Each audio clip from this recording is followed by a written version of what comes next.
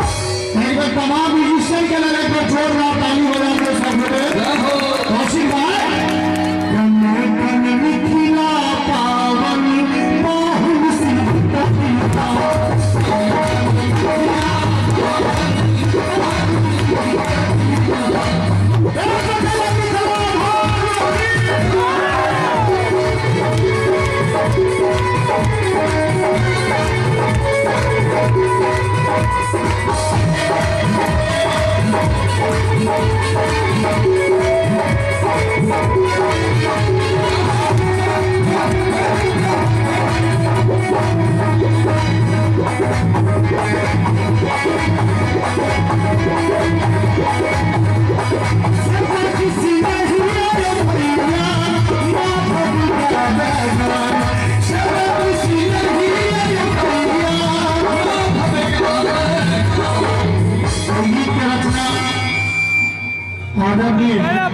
श्री राम सेवक ठाकुर जी कहने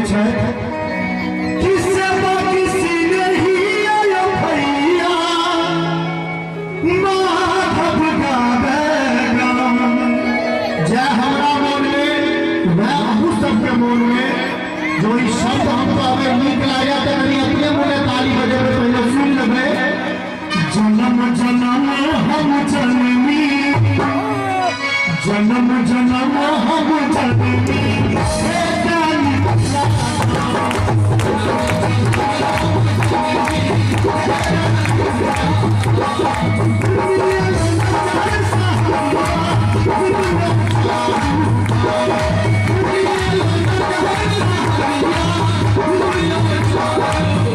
अपने सब ताली बजबै छियै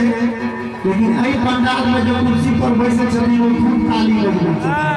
ओहि में कमी भ रहल छै एक बार कहीं बजा दियो तो मिथिला हम किया किया गए जे अपना लगी संगीत है तो कोनो भाषा भाषी के पास में नहीं है।